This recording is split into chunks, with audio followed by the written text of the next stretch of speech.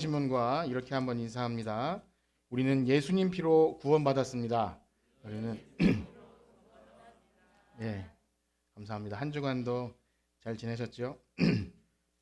날씨가 너무 좋아서 소풍을 한번 더 가고 싶은 그런 날이 이어지고 있습니다. 우리는 계속해서 우리 죄인들이 구원과 영생을 얻는 데 있어서 들어야 될 가장 긴급한 메시지, 그 거듭남과 십자가에 관해서 함께 말씀을 나누고 있습니다. 그렇습니다. 모든 사람이 죄를 범해서 하나님의 영광에 이르지 못했기 때문에 그냥 그 상태로는 그가 누구였든지 죄의 삭스로 사망을 그 품삯으로 받게 되어 있습니다. 그렇기 때문에 그러한 상태로는 무슨 선한 일을 한다 해도, 율법을 잘 지키고 악을 행치 않는다 할지라도, 심지어는 종교적 열심을 가지고 교회 출석을 잘한다 할지라도 구원과 영생을 소유하지 못할 수 있다는 것입니다. 그래서 우리가 전에 살펴본 이 요한복음 3장에는요, 예수님께서 밤중에 찾아온 이스라엘의 선생 니고데모에게 이렇게 말씀하시죠. 사람이 거듭나지 아니하면 하나님 나라를 볼 수 없느니라. 그 공부 많이 하고 하나님의 율법을 많이 한 그 선생 니고데모에게도 거듭나지 아니하면 하나님 나라를 볼 수 없다. 우리는 그 말씀을 기억합니다. 그렇습니다. 이 땅에 많은 사람들이 죽어서 가기를 원하는 그 좋은 곳, 좋은 곳에 가셨으면 좋겠습니다. 그분은 좋은 곳에 가셨을 거야. 한 그 좋은 곳, 그 영원한 하나님 나라, 거듭남이 없이는 아무도 들어갈 수 없다는 것입니다. 다시 태어나야 한다는 것입니다. 여러분은 그 다시 태어남, 거듭남에 대한 그 소망과 그 믿음이 있으십니까? 그것을 아셔야 됩니다. 그러나 사실상 이 거듭남이 있다는 것조차 알지 못한 상태로 신앙생활하는 사람도 있습니다. 여타의 종교처럼 교회에서도 종교적 열심을 잘 해나가고 마음도 잘 다스려서 악을 행치 않고 선도 행하고 그렇게 봉사도 하면 구원에 조금씩 가까워진다고 생각하는 사람도 있죠. 그러나 거듭남이 무엇인지도 모른 채로 종교적 열심을 가지고 평생 교회 다녀도 구원과 영생과 거리가 먼 상태로 죽음을 맞이할 수도 있고 중간에 배교하는 경우도 흔치 않습니다. 또한 지난 시간엔 이런 말씀도 드렸죠. 우리가 거듭남에 있어서 아주 중요한 성령의 역사가 말씀을 통해서 나오는데, 이 말씀이 우리 마음밭에 떨어질 때 그 마음이 길가와 같다면 그냥 새가 와서 주워 먹는다는 것이죠. 즉 마귀가 그 마음속에 말씀이 들어가지 못하도록 방해를 한다는 겁니다. 바로 거듭남의 장애물이 있다는 것, 우린 그것도 기억해야 됩니다. 그러므로 진실한 이 거듭남의 필요성을 알고 구원과 영생을 소유하기 원하시는 사람은 말씀이 내가 들려지지 않으면 내 마음밭을 자꾸 확인하시는 겁니다. 내가 가지고 있는 선입견이나 혹은 내가 이제까지 가져온 어떤 종교에 대한 부정적인 것, 또 내가 의롭다고 생각했던 그 어떤 것들이 말씀이 내 마음밭에 들어오지 못한다는 것을 빨리 그걸 알아채서 성령의 도우심을 간구하는 것, 그것은 너무나 중요한 일이죠. 또한 이 장애물을 제거하는 일은 처음 예수를 믿는 사람들에게만 적용되는 것이 아님을 말씀드렸죠. 우리의 구원은 여기서 한번 어떤 단계를 거치면 끝나는 것이 아니고 자꾸만 앞에 있는 것을 잡으려고 쫓아가는 그런 평생 날마다 구원을 이루는 것이기 때문에 어떤 신자가 나는 이미 세례도 받았고 그때 나는 믿는다고 고백했기에 그 다음엔 상관이 없다고 하면 그것은 성경적이지도 않고 실제 양심적이지도 않습니다. 그래서 참된 신자라면 하나님이 주시는 이 구원에 대해서 자꾸 알아가길 원하죠. 그 깊이와 높이와 그 넓이가 어떠한지를 자꾸 알아가기 원하는 것, 그가 참된 신자인 줄 믿습니다. 그래서 우리는 그 길을 계속해 나가는 것입니다. 아무리 우리가 교회 오래 다니고 성경 지식이 많아도 이 거듭남과 십자가, 구원의 확신의 문제를 자꾸만 건드려주지 않으면 우리는 언제 그랬냐는 듯 바리새인처럼 마음이 딱딱해질 수 있습니다. 그렇기 때문에 오늘은 그런 거듭남에 대한 중요한 말씀 가운데, 그렇다면 그 마음밭에 떨어지는 그 말씀이 무엇이길래 우리를 거듭나게 하는가? 하나님은요 분명히 성경을 통해서 우리의 마음이 열리게 하고 감동을 주시는데 그 말씀이 무엇인지 가장 핵심적인 그 부분을 보고자 합니다. 지난 시간에 우리는요 예수님께서 니고데모와의 대화를 이어가시는 것을 우린 보았죠. 많은 내용을 다 다루지 않았지만 예수님은 니고데모와 계속 여러 가지 대화를 나누시다가 이런 말씀을 해주십니다. 우리 요한복음 3장 14절과 15절 할 말씀을 한번 같이 읽어보겠습니다. 요한복음 3장 14절과 15절 다 같이 읽어볼까요? 시작. 모세가 광야에서 뱀을 든 것 같이 인자도 들려야 하리니 이는 그를 믿는 자마다 영생을 얻게 하려 하십니다. 아멘. 제가 요즘 매주 목요일 저녁에 전도하는 대상이 있어서 함께 이렇게 성경도 보고 여러 가지 이야기도 나누는 가운데 요한복음을 읽다가 이 부분에서 한번 막힌다는 것을 경험했어요. 왜냐하면 갑자기 뜬금없이 모세가 광야에서 뱀을 든 것 같이 이렇게 이것이 한글인데도 불구하고 예수님 자신이 모세가 광야에서 뱀을 든 것처럼 들려야 한다. 그리고 그것을 보는 사람이 영생을 얻을 수 있다. 우리는 이 말씀을 거의 대부분 아시겠지만 많은 배경 설명이 있지 않고서는 이게 도저히 이해가 되지 않죠. 저는 여기 계신 분들은 혹시 이 모세가 광야에서 뱀을 들었다는 것이 무엇인지 알고 계신다고 그렇게 생각이 됩니다. 여러분 알고 계시죠? 예, 그냥 뭐 대답을 요구하는 것이 아니라서 대답을 안 하신 줄 알겠습니다. 지금 모세가 광야에서 뱀을 들었다는 이 사건은요, 구약성경 민수기 21장을 그 배경으로 하는 말씀입니다. 그래서 우리가 한번 그 말씀을 같이 한번 읽어보겠는데요. 민수기 21장 4절에서 9절까지 한번 교독해 보도록 하겠습니다. 화면을 보셔도 좋고 성경을 빨리 찾으시는 분들은 찾으셔도 괜찮고요. 민수기 21장 4절에서 9절. 백성이 호르산에서 출발하여 홍해길을 따라 에돔 땅을 우회하려 하였다가 길로 말미암아 백성의 마음이 상하니라.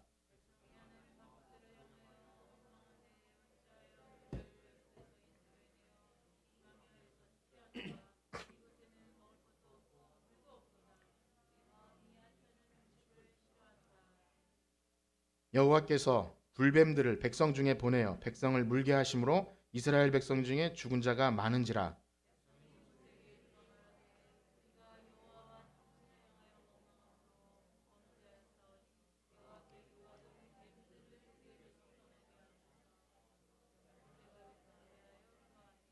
여호와께서 모세에게 이르시되 불뱀을 만들어 장대 위에 매달아라. 물린 자마다 그것을 보면 살리라. 모세가 놋뱀을 만들어 장대 위에 다니 뱀에게 물린 자가 놋뱀을 쳐다본즉 모두 살더라. 아멘. 이런 사건입니다. 이제 기억이 나셨을 수도 있고 이런 내용인가 하고 처음 들으시는 분들도 있을 수 있습니다. 사실상 니고데모는요, 구약 성경에 능통한 사람이기 때문에 예수님이 광야에서 모세가 뱀을 든 것처럼 라고만 얘기해도 그게 무슨 내용인지 금방 알아챘을 것입니다. 그때 모세 그 사건. 그런데 그 다음 말씀은 니고데모도 이해하지 못했을 거예요. 인자가 달려야 된다. 하늘의 나무에 달려야 한다. 그리고 그것을 본 자가 영생을 얻게 될 것이다. 아마 니고데모도 그 말씀을 이해할 수 없었을 것입니다. 여러분 어떠하십니까? 불순종하여 뱀에게 물린 그 인생들에게, 죽어가는 인생들에게 단지 장대에다가 놋뱀을 만들어 달았는데 그것을 보는 자마다 산 것처럼 우리가 우리 죄를 위해 돌아가신 예수 그리스도의 십자가, 그것을 믿을 때 우리가 죄에서 노임을 받고 영생을 얻는다는 것을 여러분을 믿으시나요? 예, 그것을 믿는다는 것, 그 미련한 말씀을 믿는 것이 바로 십자가의 도이고 이것이 믿어지는 일이 바로 거듭남의 일입니다. 저는요, 만약에 어떤 사람이 여기까지만 듣고도 그런 것이 있습니까? 그런 방법이 있다고요. 그렇다면 제가 그 예수님을 한번 믿어보고 싶습니다. 아니 제가 믿겠습니다 라고 말한다면 그것이 거짓말이 아니라면 그것은 정말 성령의 역사라고밖에 말할 수 없는 거죠. 실제로 교회 역사 속에서 그런 일이 일어났고 전도의 현장에서 그런 일은 일어납니다. 그때마다 이것을 어떻게 믿는가, 믿는 사람조차 정말 깜짝 놀라요. 이걸 믿는 사람이 있어요. 그러나 사랑하는 여러분, 한 사람이 거듭나고 구원받은 신자가 된다고 할 때 예수님께서 장대에 달린 놋뱀처럼 십자가에 달리시고 피 흘린 이 사건에 대한 이 깊은 이해가 있는 것과 없는 것은 큰 차이가 있습니다. 그것을 처음 어떻게 믿을 수 있을 수 있어요. 그러나 든든한 말씀의 반석 위에 기초를 놓지 못하면 그것은 굉장히 위험하죠. 그렇기 때문에 저는 오늘 우리 신자 되었다고 하는 우리들에게 있어서 반드시 그런 물음을 묻고 우리는 답해야 한다고 그렇게 말씀드립니다. 그 물음은 바로 왜 예수님께서 육체의 살을 찢기시고 피 흘리시면서까지 나무에 달려 죽으셔야 했습니까? 그리고 왜 그렇게 처참한 방법을 통해서만 우리의 구원을 이루어 주셨습니까? 여러분 이 물음에 답하실 수 있겠습니까? 여러분 어떠신가요? 만약에 여러분께서 이 답에 정말 그 근본적인 의미를 알고 답하신다면 십자가의 은혜가 감사하다. 예수 그리스도의 보혈의 공로가 나를 살게 하셨다. 우리가 인사 나눈 것처럼 예수의 피가 우리를 살게 한다는 그 은혜가 이루 말할 수 없게 놀라운 복음이 되는 줄 믿습니다. 여러분 왜냐하면요 예수님은요 온갖 매질을 당하시고 십자가에 죽으신 것이 한 사람의 어떤 극심한 고통, 육체의 고통. 그래서 우리가 예수님 참 아프시겠다 애도하는 그런 것과는 차원이 다른 것입니다. 오늘 그 부분에 대해서 얘기를 나눌 텐데 우리는 그렇게 얼마나 아프실까? 여러분 고통으로 따지자면 예수님보다 더 심한 고통을 당한 사람이 있지 않겠습니까? 그래서 고통의 정도로 말하는 것이 아닙니다. 그러므로 저는 오늘 그 예수 그리스도의 흘리신 피가 우리에게 말하는 것이 있다는 것을 전해드리고자 합니다. 그렇습니다. 성경은요 그 피에 관해서 너무나 많이 말씀하고 있죠. 태초에 그 에덴 동산에서 쫓겨난 가인이 죽인 아벨의 피로부터 시작해서 구약 제사의 수없이 많은 흘린 희생의 그 제물의 피, 그리고 선지자들과 많은 의인들의 피, 그리고 마지막 날 예수님께서 우리를 위해서 흘리신 그 피가 우리에게 말하는 것이 있다고 그렇게 말합니다. 그래서 그런 말도 있습니다. 우스갯소리지만 성경을 짜면 피가 나온다라고 할 정도로 성경은 그 피 얘기가 너무나 많이 나옵니다. 그래서 실제로 초대교회에서는요 그 피 얘기를 많이 하고 거기다가 성찬을 하지 않습니까? 성찬이 뭐죠? 예수님의 살과 피를 먹는 거예요. 그렇게 하니까 로마 사회에서 교회를 핍박할 때 저들은 인육을 먹고 피를 먹는 이상한 종교 집단이다라고 그렇게 모함할 정도로 피가 가득합니다. 그렇습니다. 그 피가 말하는 것이 도대체 무엇이길래 예수님은 십자가에서 온몸의 피를 다 흘리시면서 그 고통을 당하시면서 죽으셔야 했을까요? 히브리서 12장 24절은 이렇게 말합니다. 그 피가 말하는 것이 있다. 우리 히브리서 12장 24절 말씀 한번 보겠습니다. 히브리서 12장 24절 시작. 새 언약의 중보자이신 예수와 및 아벨의 피보다 더 나은 것을 말하는 뿌린 피니라. 아멘. 우리가 히브리서 말씀을 보면 이것과 연관될 말씀이 굉장히 많이 나오지만 아주 핵심적으로 피가 무언가를 말하고 있다. 그래서 복음의 핵심은 바로 이 온 우주 만물을 창조하신 하나님, 그 하나님의 아들 예수의 피가 지금 우리에게 무언가를 말하고 있다는 것입니다. 그래서 예수님은요 우리에게 그 말씀을 주시고자 아주 오랜 옛날부터 그것을 준비해 오셨어요. 그 피에 대한 예표로 피를 가지고 인간들과 언약하시고 그 쪼갠 고기와 여러 가지 피 흘림과 그리고 마지막에는 예수 그리스도의 흘리신 피, 그 피가 우리 죄악된 인류로 죽어가는 인생들에게 엄청난 효과가 있는 복음을 선포해 주셨다는 겁니다. 그래서 우리가 교회에서 그렇게 보혈의 피를 노래하는 거예요.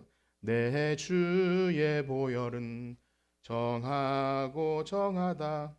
그 피가 맘속에 큰 증거 됩니다. 그 피가 증거이고 말합니다. 나의 죄 속하기는 예수의 피밖에 없네. 이 피를 왜 계속 노래합니까? 이 피가 우리에게 말하는 것이 있죠. 그렇습니다. 예수님 흘리신 피가 왜 그렇게 중요한가요? 오늘 지금 12장 24절에는 좀 어려운 용어이긴 하지만 새 언약의 중보라고 말씀하시죠. 다시 한번 쉽게 말씀드리면 하나님은 이 예수 그리스도의 피를 볼 때 우리의 모든 죄가 사함받게 된다는 그 증거로 보신다는 거예요.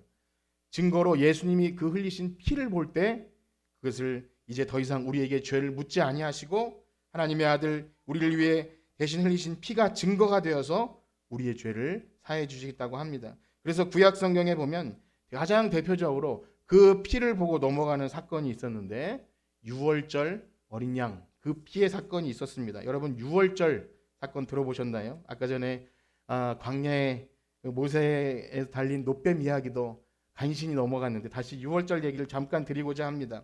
바로 이스라엘 백성이 출애굽 당시 애굽에 내렸던 10가지 재앙 가운데 마지막 재앙이 장자를 치는 재앙입니다. 큰아들을 죽이겠다는 거죠. 그런데 하나님이 한 가지 방법을 주십니다. 유월절 그날 어린 양의 피를 그것을 문 좌우 임방 문설주에 발라놓으면 내가 그 피를 보고 넘어가겠다. 그 피를 증거 삼아서 그 집 장자는 죽이지 않겠다. 그것이 바로 예수 그리스도의 피가 예표하는 유월절 어린 양의 피입니다. 지금 한 가지만 말씀드렸지만 구약 성경에 가득가득 그 피에 관한 얘기는 예수 그리스도의 피를 얘기하고 있습니다. 그래서 오늘 본문인 로마서 3장 25절에는 그것을 이렇게 기록하고 있습니다. 다시 로마서로 돌아와서 로마서 3장 25절 다 같이 한번 읽어보겠습니다. 시작. 이 예수를 하나님이 그의 피로써 믿음으로 말미암는 화목제물로 세우셨으니 이는 하나님께서 길이 참으시는 중에 전에 지은 죄를 간과하심으로 자기의 의로 아멘. 그렇습니다. 피로써 믿음으로 말미암는 화목제물을 예수님이 다 흘리신 피로 제물로 이제 길이 참으시는 중에 우리의 죄를 간과하신다. 여러분 그렇다면 하나님은 그 피를 보실 때 그 피를 보고 도대체 무슨 의미가 있으시길래 우리에게 이러한 은혜가 왔을까? 우리는 그것을 잘 기억하셔야 됩니다. 오늘 저는 그 부분에 대해서 말씀드리겠는데요. 먼저는요. 예수님이 흘리신 피가 말해주는 첫 번째는 바로 우리의 영혼을 그렇게 사랑하신다는 겁니다. 예수님의 흘린 피가 말하는 첫 번째는 우리의 영혼을 그렇게 피 흘리기까지 사랑하신다는 것입니다. 그렇습니다. 우리의 영혼을 살리기 위해서 하나님의 아들을 피 흘려 죽이시면서까지 우리를 사랑하셨기 때문에 그 피를 볼 때마다 하나님이 우리를 사랑하시는구나. 여러분 그 은혜를 믿으십니까? 그 피를 볼 때마다 하나님 나를 그렇게 사랑하시는구나. 그래서 오히려 우리는 우리의 영혼의 문제에 대해서 하나님이 우리를 사랑하시는 것만큼 보다 그것도 아니게 너무나 심각하게 귀하게 여기지 않습니다. 죄로 인해서 우리의 영혼이 영원한 죽음을 맞이한다는 이야기를 들어도 하찮게 여기죠. 뭐 그러면 어떻고 저러면 어떻습니까? 라고 반응하는 분도 있어요. 그리고 한 번뿐인 내 인생 그냥 내 멋대로 살다가 간다고 말하는 사람도 있죠. 그러나 로마서 5장 8절에는 이렇게 말합니다. 우리가 아직 죄인 되었을 때 그리스도께서 우리를 위하여 죽으심으로 하나님께서 우리에 대한 자기의 사랑을 확증해 주셨느니라. 이따가 다시 읽어보겠습니다만 우리가 아직 죄인 되었을 때 그러니까 우리는 우리의 영혼의 소중함도 몰라요. 아직 죄인이고 하나님께 나를 좀 구원해 주세요라고 요청할 때가 오지 않아요. 평생 살아도 우리의 영혼의 귀함과 소중함조차 모르기에 하나님은 우리가 아직 죄인 되었을 때 우리가 그 도움을 요청할 때까지 기다리지 않고 우리를 위해서 아들을 주셨다는 겁니다. 그렇습니다. 우리를 얼마나 사랑하셨는지 우리는 우리의 영혼의 귀중함도 모르는데 하나님이 미리 우리를 위해서 그 일을 하셨다는 겁니다. 그러므로 사랑하는 여러분, 우리의 영혼은요, 우리의 생명은 하나님의 아들이 피 흘려 죽으실 만큼 그토록 귀한 하나님께 그 형상으로 창조된 영혼이라는 것을 믿으시길 축복합니다. 너무 귀한 거예요. 그래서 마음대로 살다가 지옥 가버리기에는 너무 귀한 영혼이라는 거죠. 그러므로 예수님의 그 피 흘려 죽으시면서까지 우리의 영혼을 귀히 여기셨다는 것을 아는 사람은요, 인생을 허비할 수가 없는 거예요. 이 세상에 속한 마귀의 질서를 따라서 우리의 마음과 우리의 생각과 그것을 빼앗길 수가 없는 거죠. 그렇게 피 흘리면서까지 살려주신 영혼을 가지고 이 세상의 출세와 행복과 남들이 바라고 소명하는 그런 똥과 같은 것들을 쫓아서 헤매게끔 그렇게 내버려 두지 않는다는 것입니다. 주님이 피 흘려 사신 영혼이라는 것을 아는 사람은 그것을 생각하죠. 우리 옆에 계신 분과 인사합시다. 우리는 예수님 피값으로 사신 생명입니다. 우리는 예수님. 그런데요, 여러분, 예수님의 피 흘리심이 말하는 것이 이 영혼의 소중함, 그것을 말함과 동시에 또 너무나 중요한 것을 말하고 있습니다. 그것은 바로 우리의 죄의 실체가 무엇인지를 분명히 말해주고 있다는 것입니다. 바로 예수님이 피 흘려 죽으셔야 할 만큼 우리의 죄가 끔찍한 죄라는 것을 이 피가 말해주고 있습니다. 그래서 교회에서 이 그리스도의 십자가의 피를 성경이 가득 얘기하는 이유는요, 예수님이 우리의 죄를 위해서 피 흘려 죽으셔야 할 정도로 우리는 하나님의 진노를 받아 마땅한 죽을 죄인이라는 것입니다. 전도하다 보면 이것을 인정하는 것이 그렇게 쉽지 않아요. 우리가 다 죄인이잖아요. 네, 그렇죠. 근데 우리는 사실 우리 죄 때문에 죽을 죄인입니다. 저는 그렇게 죽을 죄인은 아닌데요 라고 누구든지 얘기해요. 진짜 죄를 많이 짓는 사람도 나는 그 정도 죽을 죄인은 아니라고 인정하지 않습니다. 실제로 죄에 빠진 사람들은요, 그 죄의 영향력이 어떤지 잘 몰라요. 그 죄 때문에 신음하고 고통받고 다른 사람 상처 주고 나도 상처받고 그렇게 피폐하게 살아가면서도 애써 다른 것으로 위안을 찾고 뭐 술을 비롯한 여러 가지 나를 마취시키는 것으로 괜찮다, 괜찮다 그렇게 위안을 줍니다. 또한 이 세상은 여러 가지 그 죄책감을 없애기 위해서 인본주의적인 시도를 합니다. 사람의 인권 좋지요. 사람은 존중받아야 되고 그렇게 멸시받아야 돼서는 안 되는 거 맞습니다. 그러나 그것을 가지고 우리가 그렇게 종교에서 죄책감을 느끼게 할 만큼 그런 존재는 아니지 않냐고 그렇게 상식적이고 굉장히 점잖은 소리를 하지만 여러분 성경은요, 하나님은 우린 죄는요, 누구든지 죄를 범해서 하나님의 영광에 이르지 못해서 하나님의 진노를 받아 죽을 죄인이라고 말하고 있습니다. 그러나 죄의 문제는 그렇게 결코 쉽게 해결될 문제가 아닙니다. 세상 사람들이 아무리 애쓰고 노력해도 또 여러 가지 말로 포장을 해도 죄의 영향력은 어마어마합니다. 그래서 진정으로 거듭난 신자는요, 이 예수 그리스도의 십자가에 흘린 피를 볼 때마다 나의 이 끔찍한 죄의 영향력을 느끼고 아, 내가 이 죄의 노예로 살다가 죽겠구나. 나는 열심히 죄를 짓다가 이 품삯으로 죽음을 받게 되는 상태구나. 그것을 알게 된다는 것입니다. 그러므로 사랑하는 여러분, 우리가 매주일 예배를 드리고 또 개인적으로 이렇게 성경 말씀을 묵상하고 설교를 듣고 하는 이 순간순간 우리가 예수 그리스도의 십자가를 경험할 때라는 것은, 십자가를 대면한다는 것은 정말 그것을 피하지 않고 바로 마주 설 때 성령님께서는요, 우리의 이 끔찍한 죄의 실체를 드러내실 줄 믿습니다. 그것이 정말 중요해요. 그것은 그저 어떤 사람이 도토리 키재기 하듯이 더 많은 죄를 짓고 난 더 죄를 좀 덜 짓고 이런 수준이 아니라는 것입니다. 사랑하는 여러분, 빛으로 가까이 간다면, 하나님의 아들이신 예수님이 빛으로 오셨는데 그 빛으로 가까이 가면 우리의 숨겨왔던 죄와 그 썩은 것들이 밝은 빛 아래서 드러날 수밖에 없어요. 그래서 가까이 가지 않죠. 요한복음은 그것에 대해서 너무 많이 말합니다. 빛이 왔지만 가까이 가면 자기의 숨은 죄가 드러나기 때문에 가까이 가지 못해요. 그러니까 예수 그리스도의 십자가의 피는 우리의 영혼을 그 죽게 하는 죄를 대낮같이 그 실체를 다 파헤칩니다. 이런 표현은 그렇지만 다 벌거벗겨진 것처럼 까발려요. 그래서 거듭나기 위해서는 이 그리스도의 빛 가운데로 자꾸만 가까이 나가야 합니다. 나의 진정한 실체를 봐야 하고 그 끔찍한 죄의 문제와 직면해야 됩니다. 왜냐하면 죄의 문제를 가지고는 결코 하나님께 가까이 갈 수 없습니다. 자신이 죄인인 줄도 모르고 여전히 그것을 가지고 포장하고 위선을 부리면서 무언가 난 이 정도만 하면 될 것 같이 그렇게 하면 할수록 더 죄가 쌓여가는 거예요. 성경은 위선을 너무나 큰 죄로 말하죠. 오늘 오후에 그 바리새인과 서기관의 위선을 얘기하는데 그건 종교의 너무나 큰 적입니다. 위선. 그렇지 않고 그 속에는 썩은 시체가 들어있는데 평토장한 무덤같이 아무리 회치를 하고 아름답게 꾸며도 죽은 시체다라는 그 말이 우리에게 비수에 확 꽂혀야 되는 거예요. 죄인은 그때 아무것도 하지 말고 마치 광야에서 모세가 든 그 불뱀을 놋뱀을 쳐다볼 때 그렇게 영생을 얻었던 것처럼 예수 그리스도의 십자가만 바라보아야 할 줄 믿습니다. 죄인들은 아무것도 할 게 없어요. 우리가 무엇을 할 게 아무것도 없고 하나님이 일방적으로 보내주신 그 방식, 그 십자가를 볼 때 우리의 죄를 발견하고 거기서 시작인 것입니다. 여러분 어떠하십니까? 예수님의 십자가의 그 흘린 피가 나의 끔찍한 죄 때문임을 고백하시나요? 그것이 출발입니다. 만약에 그것이 넘지 못할 선이라면 거기서부터 다시 시작하셔야 됩니다.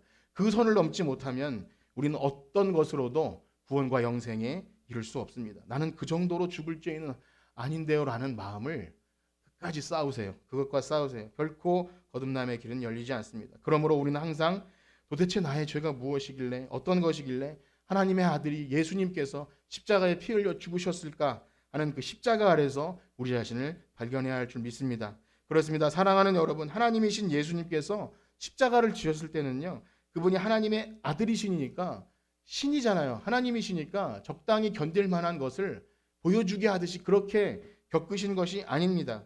그래서 우리가 고난주간에 대해서 이야기할 때 전에 그런 말씀 드렸는데 예수님이 채찍에 맞으시고 살점이 뜯겨 나가고 그리고 십자가에서 못이 박히고 손발에 못이 박히고 가시면류관을 쓰셔서 그렇게 고통당하신 것을 보면서 예전에 그 예수 영화나 그 패션 오브 지저스 크라이스트라는 그 예수 고난 영화를 아주 실감 있게 다루면서 너무 아프시겠다, 고통 나 때문에 그런 거야 라고 느낄 때 육체의 고난에 집중하면 안 됩니다.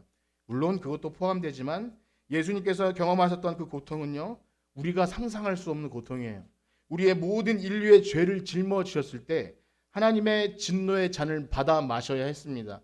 그때 어떤 고통을 겪으셔야 했냐면 겟세마네 기도에서 보면 할 수 있거든 이 잔을 내게서 옮기시옵소서.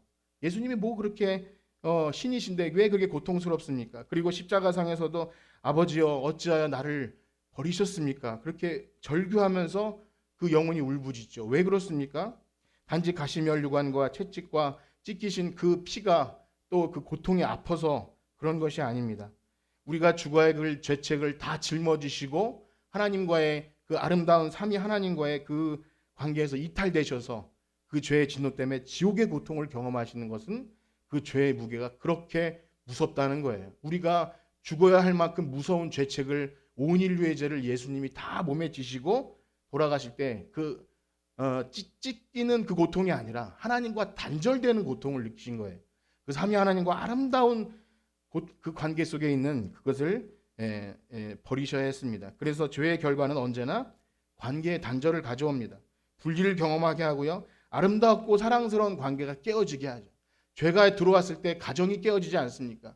그 죄가 나의 욕심과 나의 그 또 다른 사랑과 그런 것들이 아름다운 가정을 완전히 파멸로 이끄는 것 아니겠습니까? 나의 욕심과 그런 죄가 조금이라도 들어왔을 때 누룩처럼 번져나가서 완전히 원수가 되고 미워하는 관계로 변하는 것이 이 혐오스러운 관계를 만드는 것이 바로 죄가 가져오는 무서운 현상입니다. 그러므로 사랑하는 여러분, 우리가 진정 거듭난 성도라면 이 죄의 문제를 결코 가볍게 다루어서는 안 됩니다. 만약 죄를 심각하게 여기지 못하면요, 예수 그리스도가 우리를 위해 달리신 그 십자가의 피가 말하는 것을 피상적으로 여기는 거예요. 진짜 제대로 복음을 알지 못하는 것입니다. 그러므로 기독교 신앙은 단순히 교회에 나와서 이러저러한 일을 하고 또 이러저러한 일은 하지 않고 혹은 내가 잘하는 어떤 것으로 나를 드러내다가 그것을 알아주지 않으면 시험에 들었다가 그렇게 하는 것은 아주 신앙의 기초가 없는 거예요. 아주 기본이 없는 것입니다. 아직도 거듭남이 무엇인지 경험해 보지 못했기에 나를 드러내려 하고 그것으로 상처받고 시험받고 나의 존재를 나의 행함으로 증명하려고 하는 것은 예수 그리스도의 십자가의 피가 무엇을 말하시는지 모르기 때문입니다. 여러분 그렇습니다. 기독교 신앙은요, 예수 그리스도의 십자가 앞에 완전히 발가벗겨진 것처럼 나의 숨은 죄가 완전히 고발당하고 결코 누구 앞에서도 숨길 수 없다는 것을 알게 되었을 때 그 어떤 것도 내가 내놓을 수도 없다는 것을 깨닫게 됩니다. 그리고 그 죄의 문제 때문에 감당할 수 없는 고통을 느끼고 오라 나는 곤고한 사람이로다 이 사망의 몸에서 누가 나를 건져낼까 하는 그런 처참함에 이르렀을 때 그제야 비로소 죄에 허우적대는 우리 인생에 들려주신 그 하나의 유일한 방법, 그 율법의 다른 방법, 예수 그리스도의 십자가를 통해서 구원을 얻게 하신다는 그것이 한 줄기 빛으로 복음으로 우리에게 다가오는 줄 믿습니다. 여러분 그 십자가의 은혜가 있으십니까? 그것이 없다면 그 어떤 것도 가짜 복음이고 우리 가짜 구원입니다. 그런 십자가 앞에 우리를 완전히 엎드리고 자복함이 있어야 우린 그제서야 내게 거듭남이 있었나라고 조금 생각할 수 있습니다. 만약 그것이 없다면 우리는 다시 모든 것을 시작해야 합니다. 그런데요, 사랑하는 여러분, 우리가 분명히 아셔야 할 것은 우리 기독교가 예수 그리스도의 십자가의 피를 강조하는 것이 우리를 죄인이라고 겁박하고 주눅들게 하고 우리 자존감을 다 무너뜨리게 해서 죄책감 때문에 어쩔 수 없이 종교에 귀하게 만드는 그러한 종교가 아니라는 것을 우리 확실히 아셔야 됩니다. 그렇습니다. 너무나 감사하게도요, 예수님의 십자가에 흘린 피가 우리의 죄가 얼마나 크다는 것을 알게 해준 것과 동시에 그러면 그럴수록 반대로 무엇이 더 커져가는 것입니까? 우리를 사랑하신 하나님의 사랑이 얼마나 크다는 것을 알게 해주시죠. 그 죄가 얼마나 끔찍하다는 것을 처절하게 느끼면 느낄수록 하나님이 나를 그렇게 사랑하셨음을 알게 되는 것입니다. 여러분 이렇게 한번 따라해 보실까요? 한번 따라해 봅시다. 나는 예수님이 피 흘려 죽으셔야 할 만큼 철저한 죄인입니다. 그렇게 고백이 되시나요? 다시 한번 해볼까요? 나는 예수님이 피 흘려 죽으셔야 할 만큼 철저한 죄인입니다. 거기까지 잘 따라하셨다면 다음에 한번 다시 따라해 봅시다. 그러나 나는 예수님이 피 흘려 죽으실 만큼 사랑받는 사람입니다. 어떤 것이 더 크신가요? 사랑이 훨씬 크겠죠. 그래서 그 사랑이 훨씬 크려면은 우리 십자가 앞에서 우리의 온전한 그 죄의 문제가 해결돼야 됩니다. 그러니 철저한 죄의 고백이 없다면 이 하나님의 은혜와 자비가 진정으로 복음되기는 어렵습니다. 그렇습니다. 예수님이 이 십자가에서 흘리신 피를 우리가 바라볼 때 하나님의 사랑의 증거이구나, 그것을 경험합니다. 우리 로마서 5장 8절 말씀 한번 읽어보겠습니다. 시작. 우리가 아직 죄인 되었을 때 그리스도께서 우리를 위하여 죽으심으로 아버님께서 우리에 대한 자기의 사랑을 확증하셨느니라. 아멘. 우리는 이 복음의 메시지가 우리의 가슴에 제대로 들어올 때 우리의 전 존재가 흔들릴 수밖에 없습니다. 나의 전의 것들이 다 쓰레기라는 것을 인정하게 되고, 그때 하나님의 자비와 긍휼이 없이는 살아갈 수 없음을 전 인격이, 전 존재가 이것을 깨닫게 됩니다. 그래서 은혜 받은 사람의 찬송을 보면 가사가 너무 좀 저급해 보여요. 벌레만도 못한 내가 용서받을 수 있는, 무슨 벌레만도 못, 교회 가면 저렇게 되나? 그런데 그게 진심인 거예요. 그냥 나오는 것이 아니에요. 나 같은 죄인 살리신 주 은혜 놀라와 잃었던 생명 찾았고 광명을 얻었네. 사랑하는 여러분, 그 사랑을 얼마나 알고 계십니까? 그 사랑을 얼마나 느끼고 계십니까? 그 사랑의 진정한 감복한 신자는요, 살아가면서 우리 마음의 그 억울함, 분노, 격분, 섭섭함, 그런 것에 우리 마음이 좌지우지되지 않아요. 그 철저한 그 끔찍한 죄의 문제를 해결받고 잃었던 생명 찾았고 광명을 얻었는데 무엇이 우리의 마음을 흔들 수 있겠냐는 것입니다.